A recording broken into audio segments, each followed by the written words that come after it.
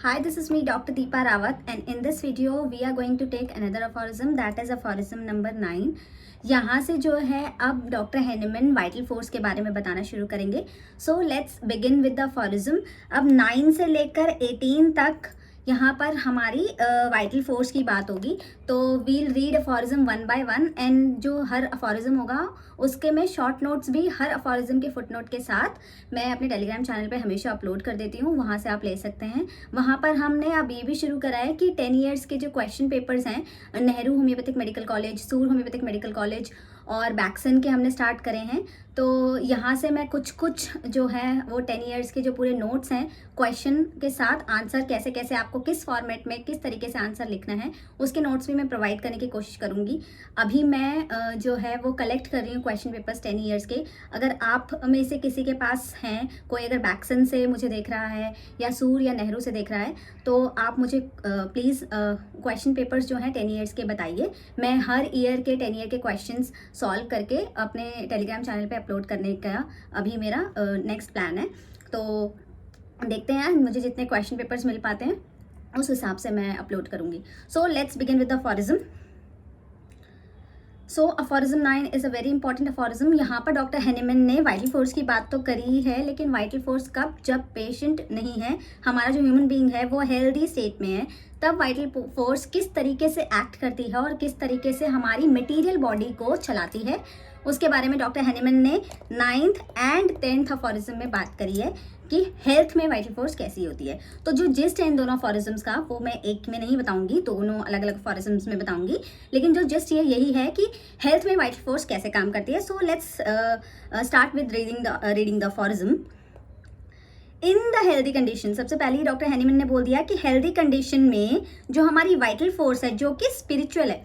अब इस जो ये अफोरिज्म नंबर 9 है ना, इसमें वाइटल फोर्स की कैरेक्टरिस्टिक्स के बारे में डॉक्टर हैनिमन ने बात करी है. और ये एग्जाम्स में मैंने देखा है कि क्वेश्चंस कई बार इस अफोरिज्म से आता है, शॉर्ट नोट आता है कि इसके बारे में आप लिखिए अफोरिज्म नंबर 9 के बारे में, उसमें क्या बताया डॉक्टर हैनिमन ने.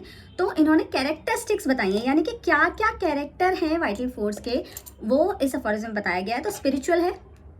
स्पिरिचुअल यानी कि एक ऐसी पावर, ऐसी शक्ति है जो हम फील कर सकते हैं, हम उसको देख नहीं सकते, हम विटनेस कर सकते हैं कि उसने क्या क्या चेंजेस प्रोड्यूस करे हैं हमारी बॉडी में, but we can not see it. It is a kind of energy which we can not see but we can feel और we can perceive. The spiritual vital force, the autocracy. Autocracy यानी कि it is a self governing force, मतलब इससे ऊपर कुछ नहीं है. It is self-governing force and it has the only power to maintain the balance of the body. The dynamism का मतलब कि एक सडन चेंज ये लेके आ सकती है. That animates the material body. Animates मतलब ये चलाती है, उसमें जान डालती है. Animates the material body, that is the organism. Rules with unbounded sway, मतलब ऐसे रूल करती है कि कोई इसको रोक नहीं सकता काम करने से. ये स्पिरिचुअल है, ये डायनेमिक है, ये अनबाउंडेड है, और ऐसी पावर है जिसको ना तो हम देख सकते हैं और ना ही हम उसको प्रूव कर सकते हैं, बट ये एक क्या कहते हैं, अनबाउंडेड, इसको कोई रोक नहीं सकता, अनरिस्ट्रिक्टेड फोर्स है. And retains all the parts of the organism in admirable. Admirable मतलब जैसे हम देखना चाहते हैं एक ह्यूमन बीइंग को, हारमोनियस वे में, ठीक है. सही समय पे खाना खा रहे हैं, फिर डाइजेशन प्रॉपरली हो रहा है, फिर हमारे मूवमेंट सारे हो रहे हैं, हमारे कोऑर्डिनेशन अच्छे से है, हैंड्स, फीट, माउथ, है ना. हम खाना खाते हैं तो हमारा जो हाथ है वो माउथ तक जाता है, हम सांस लेते हैं, रेस्पिरेशन की प्रोसेसेस, ये सारी हारमोनियस वे में चलती हैं. वाइटल ऑपरेशंस यानी कि हमारा दिल धड़कना, हमारे जो एंजाइम्स प्रोडक्शन हो रही है, हमारा जो कह सकते हैं जो यूरिन का प्रोडक्शन हो रहा है, जो लिवर सेल्स जितना भी काम कर रहे हैं, डाइजेशन का जो भी प्रोसेस है, वो सब वाइटल ऑपरेशंस हैं, ठीक है. As regards both sensation and functions, कि सेंसेशन एंड फंक्शंस दोनों को ये ध्यान में रखती है. So that our indwelling reason gifted mind can freely employ this living. किस लिए करती है ऐसा? ताकि जो हमारा दिमाग है, जो हमारा रीजन गिफ्टेड माइंड है, यानी भगवान ने हमें ऐसा माइंड दिया है जो कुछ कर सकता है ना, कुछ चेंज ला सकता है दुनिया में, तो उसका हम अच्छे से यूज़ कर सकें.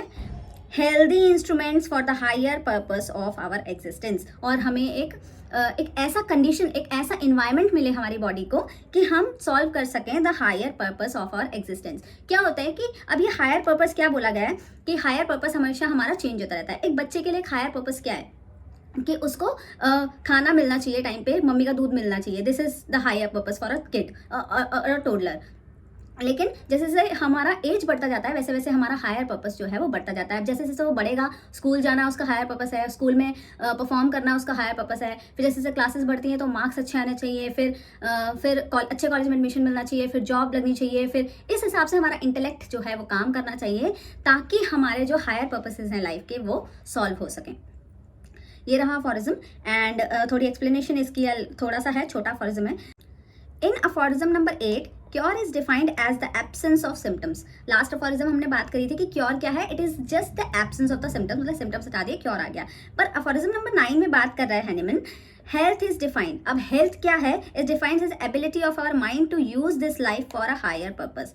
कि एक ऐसी एबिलिटी होनी चाहिए हमारे अंदर कि हम इस लाइफ को, जो लाइफ हमें मिली है, उसको हम अच्छे से यूज कर सके, अपने हायर पर्पसेस के लिए उसको हम यूज कर सके। This aphorism talks about the role of vital force in maintaining health and harmony in the body. अब क्या है, हमें हार्मनी और हेल्थ को मेंटेन करके रखना है, यही वाइटल फोर्स का काम है। How vital force is behaving in healthy human being, ये भी इसमें बताया हुआ है। Doctor Hahnemann talks about 2 terms जो इंपॉर्टेंट है इस अफोरिज्म में, दैट इज ऑटोक्रेटिक, जो मैंने आपको पहले ही बता दिया है, that is a self governing body. Second is the dynamics, that is a sudden force, और जो किसी मतलब किसी फोर्स के बिना, किसी और चीज से एक्साइट हुए बिना चलता है। It means that in health the vital force has absolute power. अभी हेल्थ में अगर है आपका जो ह्यूमन बीइंग है, अगर वो हेल्दी है तो सारी की सारी पावर जो है वो हमारी वाइटल फोर्स के पास है, एब्सोल्यूट पावर इसके पास है। वो स्पिरिचुअली काम करेगी, डायनेमिकली काम करेगी और मेंटेन करेगी हमारे बॉडी के बैलेंस को, सो दैट हमारा जो हमारे जो लाइफ का पर्पस है वो हम सॉल्व कर सकें और इस जिंदगी को इस्तेमाल कर सकें, ये डॉक्टर हैनिमन कहना चाह रहे हैं। Then he equates the vital force with dynamics and reiterates that it animates the material body। अगर वाइटल फोर्स नहीं है, as you see the patients in coma, उनका वाइटल फोर्स है नहीं, या फिर वो वाइटल फोर्स इतना केपेबल नहीं बचा है, इतना स्ट्रांग नहीं बचा है कि वो बॉडी को एक हार्मोनियस वे में रख सके। तो और डेथ के बाद, डेथ क्या होता है, when the vital force leaves the body, तो क्या रह जाती है, सिर्फ एक मटेरियल बॉडी रह जाती है। तो वाइटल फोर्स क्या करता है, वाइटल फोर्स एनिमेट करता है, इसमें जान डालता है, एंड रूल्स विद अनबाउंडेड स्वे, ऐसे रूल करता है बिना किसी बाउंड्रीज के, बिना किसी रिस्ट्रिक्शन के ये रूल करता है।